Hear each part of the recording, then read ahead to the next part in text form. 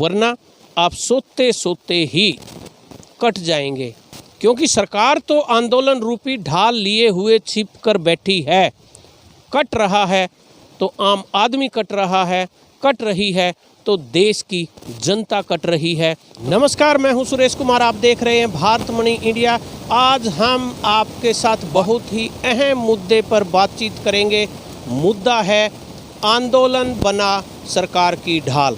जी हाँ, जो किसान मजदूर आंदोलन आज पूरे देश में चलाया जा रहा है, दिल्ली बॉर्डर पर लोग वहां पर बैठे हैं, सरकार ने उस आंदोलन को ही ढाल बना लिया है। किसानों का मानना है कि जब तक हम बॉर्डर पर बैठे रहेंगे तो सरकार को पक्का ही झुका लेंगे और सरकार को हमारी बात माननी पड़ेगी, लेकिन ऐसा नहीं लगता। अब तो लगने लगा है कि सरकार ने किसान मजदूर आंदोलन को ही ढाल के रूप में इस्तेमाल कर लिया है। बिल्कुल हम तथ्यों के साथ आपके साथ बातचीत करेंगे आज। आखिर आंदोलन को ढाल कैसे बनाया, इस बारे में हम आपके सामने खुलासा करने जा रहे हैं। वीडियो को पूरा देखिएगा ताकि पूरा मामला आपको समझ आ सके। पूरा देश के किसान आज आंदोलन में जुटे हुए हैं।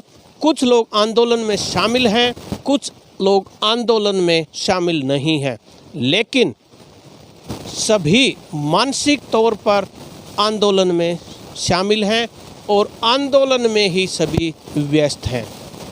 आंदोलन के सिवाय आज देश में कोई भी काम नहीं हो रहा है और ना ही कोई आंदोलन के सिवाय बात सोच रहा है और ना ही कोई आंदोलन के अलावा विकास हो रहा है, ना ही तरक्की हो रही है, ना ही कोई आंदोलन के अलावा सरकार से किसी प्रकार की सुविधाओं की मांग कर रहा है और ना ही सरकार किसी प्रकार की सुविधा जनता को दे पा रही है।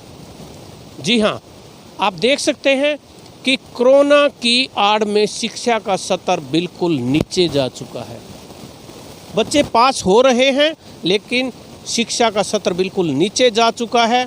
शिक्षा, स्वास्थ्य, सड़कें, सभी की सभी सुविधाएं जो सरकार के द्वारा जनता को दी जाती हैं, कोई भी सुविधा नहीं दी जा रही है और पूरे देश की जनता के पास ये सोचने तक का वक्त नहीं है कि आखिर ये सुविधाएं सरकार देती है, हमें क्यों नहीं दे रही है, हमें इन सुविधाओं को सरकार से प्राप्त करने के लिए करना क्या है, इस तरफ किसी का भी ध्यान नहीं है।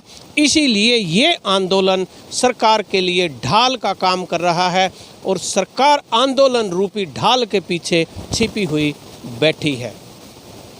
आज पूरे देश में सड़क, स्वास्थ्य सेवाएं, बैंक, रेलवे, हर चीज़ पूंजीपतियों के हाथों में सौंप दी गई है।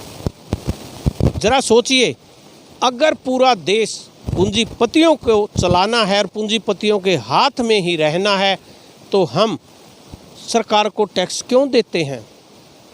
सरकार को दिया गया टैक्स जब हमारा विकास नहीं कर पा रहा है तो ये टैक्स क्यों दिया जाता है? क्यों हम एमपी चुनते हैं, क्यों एमएलए चुनते हैं, क्यों अपना वोट देकर मंत्री बनाते हैं और क्यों एमपी एमएलए चुनने के बाद प्रधानमंत्री और सरकार चुनी जाती है? जब पूंजीपतियों को देश चलाना है तो फिर हमें इसकी ज़रूरत क्या है? तो आंदोलन की आड़ में आज सरकार बिल्कुल चुप बैठी है और जनता का इस ओर ध्यान नहीं है। मेरा आप सभी देशवासियों से निवेदन है कि आंदोलन से बाहर निकलिए, थोड़ा उठिए, थोड़ा अपने आप को और अपनी अंतर आत्मा को जगाइए। सवाल कीजिए सरकार से कि हमारे लिए रोजगार, शिक्षा, स्वास्थ्य की सुविधाएं कौन देगा? हमें रोजगार कहाँ से मिलेगा? हमें ये सुविधाएं कौन देगा? कहाँ से मिलेंगी? अगर आप जागृत नहीं हुए, आप नहीं जगे, तो आपको किसी प्रकार की कोई सुविधा नहीं मिलने वाली है।